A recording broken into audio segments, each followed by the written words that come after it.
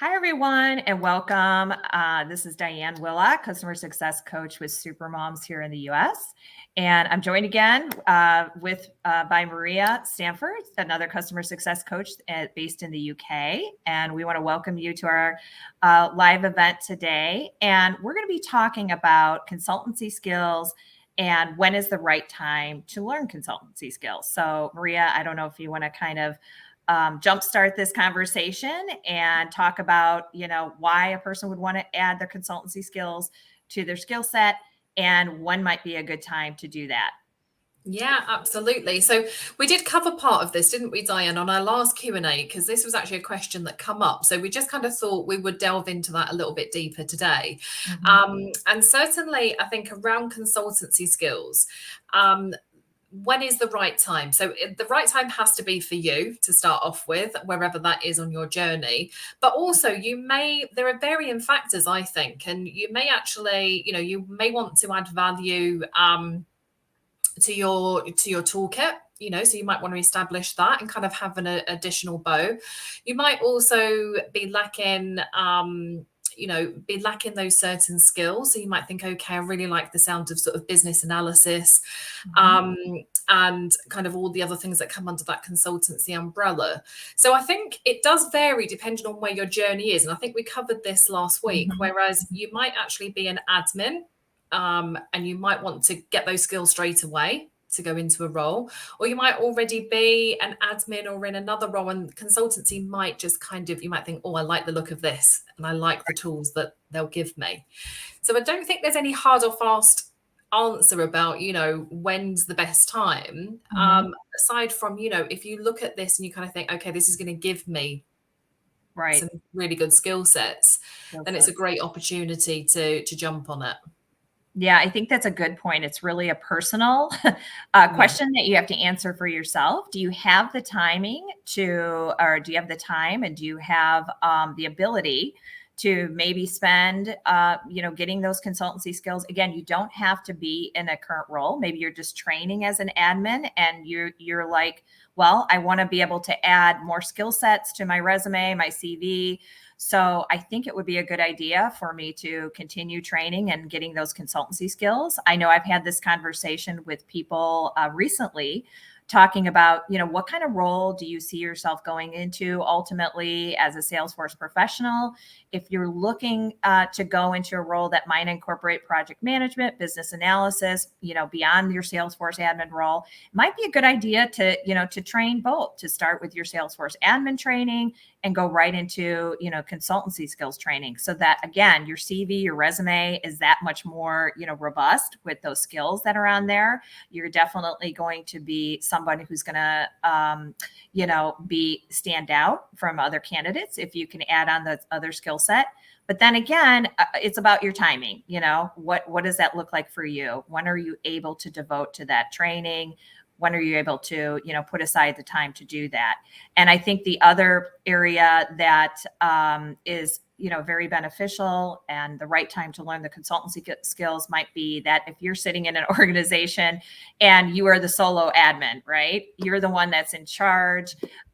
You are the one that maybe is responsible for implementation and adoption of that system in your organization. Learning, I think, consultancy skills at that time, you're seeing this kind of play out that you need to add on a little bit more to your skill set to be able to be effective in your role as a solo admin. I think that is a good time to consider, adding on those consultancy skills for sure. Yeah, definitely. Because I think, especially when you're going in as a solo admin, you're going to wear so many different hats. That you're going to have really good exposure, and although you might have those technical skills to be able to put all that into place around that consultancy skills course, you're going to be looking at those business analysis skills. You're going to be looking at agile project management, change management. How do you deal with change within an organization, because most people don't particularly like change.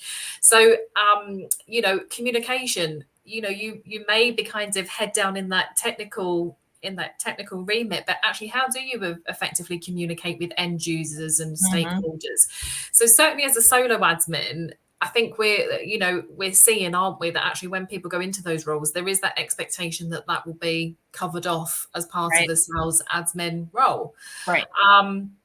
But I've also spoken to people, Diane, and probably like yourself, who have gone into a team of admins, and they're kind of they're in their bubble. They're Right. doing their, they're doing their section of that admin role.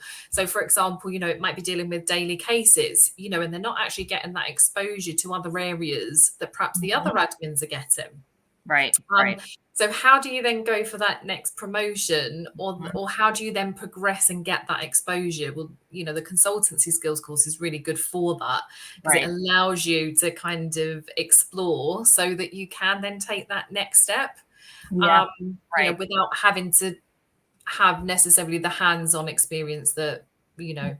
actually in the role. Right. I think that's a good point. And maybe even creating your niche within your organization. Yeah. If you're adding on those skill sets, something that the organization is looking for, that might be a way for you to create your own role, Mhm. and be promoted within your organization. Or again, if you're just sitting there and you're thinking, I need to go in a new direction. What else can I do? What can I add on to my skills and to my admin certification to get into that next direction? And, it's funny because we talk about consultancy skills being so important for every role. But we also forget too that people want to just go into consultancy roles, right? Yeah. And so Yeah. that might be a natural progression for people to do that, to want to go into a consultancy role and branch out. So, again, of course, those would be the skill sets that you need. Even if you want to be an independent contractor, work on your own, having those skill sets are really going to help you. So we tend to talk about it as being beneficial for anybody in the Salesforce ecosystem. But again, just looking at the obvious point of it, if you want to go into a consultancy role or work for yourself, and do consultancy work, it's the right time to add that on right now. So think about that. So just think about what your direction is going to be. When are you going to have the time to devote to learning those skill sets? And also, I always like to talk about what's your end goal and what's the timing for your end goal. Do you want to be in a new role within 3 months? Do you want to look for a new job, a new consultancy job, or some other type of project management role within the next 3 months? So think about that, and that'll kind of tell you, what your timing should be and how much you're going to be able to devote to your timing. Yeah, I think that's actually a really good point, actually, Diane, because, you know, you don't want to go and do consultancy skills for the sake of doing consultancy Right. skills, but you actually want to map that out, don't you? Okay, what's Mhm. this going to give me? Actually, what skills am I lacking here that might enhance? But Mhm. also, okay, what are those next steps? Once I've made that investment, where is that then going to take me? And actually plan that out Right. beforehand, so you've got that bit of career flight path that you can then Right. follow once you've then completed any training. I think that's always important. Have that end goal in sight, Yeah. give yourself that timeline and stick to it. Because I think when we get in our mind, that we have this timeline and we have the structure and plan to get there. And you're right, people tend to gloss over that, the action plan. They think about, okay, I need to add this on, or I need to go in this direction, but what is your action plan to get there? And how are you going to stick to that? So that's really important. So that's something I talk about a lot, is like, let's not just talk about right now. Let's talk about where do you want to be, and what is your timeline to get there? And then let's figure out what our action plan is to get there. So that's how you can kind of decide, okay, let's put that down. And again, you factor in the time that you have to devote to the training. You factor in, what is your financial situation? And then you also have to factor in your end goal too. What is that going to mean to you if you add on those consultancy skills, as far as a salary increase, a promotion, a new role? So that can factor into how are you going to finance, this training? Is, if you really think of what is my ROI if I add on these skills, that's important to think about that. So do your research. Every time we add on a certification in Salesforce, we see a bump in our salary. I think in US, it's about 10,000 US dollars. So adding on those certification helps, with that salary increase. And you have to think about that too as well. You have to think about what your end goal is and where is it going to get you. Yeah. Yeah, absolutely. And I think in part of that as well, to add in, is, especially if you're perhaps in an admin role and you're looking to go and do that consultancy role as a niche, what exposure do you then need? So you've got Right. these new set of skills, then you can actually plan out, okay, how can I then test these? How can I utilize them in my current environment to give me Mhm. the exposure and experience to Mhm. then go and land that next role, isn't it? So it's kind of, you want to have the right time in, and you want to have that mapped out, but actually you might not necessarily go straight away. You might need to actually have that experience Right. Right. and that Right. exposure. Mhm. So how are you going to get that? You need to plan Right. for that, Right. don't you? That needs to be in your plan too, as well. Yeah, That's a good point to bring up too, yeah. because we tend to think about, well, I want to get this new role in 3 months. Okay. So that's great. We get a new role in 3 months, but have you factored in that process of either getting that promotion or searching for that job? That can take a while. The interview process can take a while. And just all that, preparation that it takes to get into that new role. Sometimes our timeline then needs to expand a little bit, and to be reasonable about what that time frame is. I think that's important too. I do have a lot of discussions around that too. Let's take a look at, what's your earliest that this could be accomplished, and what's, kind of a reasonable timeline. When do you need it by? There also are people that are like, I need to have this accomplished by, this time. All right, let's figure out how you're going to, get there in that time frame. So Yeah, good points. Yeah, absolutely. all good points. So I don't know if it doesn't look like we've had any questions come on. So we are always open to going back. If you have any comments or questions, we can get back to you, or you can reach out to one of us for sure. Find us on LinkedIn. And we'd be happy to answer any of your questions. I don't know if we want to talk a little bit about, we do have a consultancy course coming up, consultancy skills course coming up in October. For the US and for the UK. So it's a good chance now, if it fits into your plans, and fits into your time frame. This might be something that you would think about skilling up in and joining our training. So Yeah, and it's about having that toolkit, isn't it, Diana? As coaches, we will have a toolkit with all different coaching tools in it that we pull out right, at different times.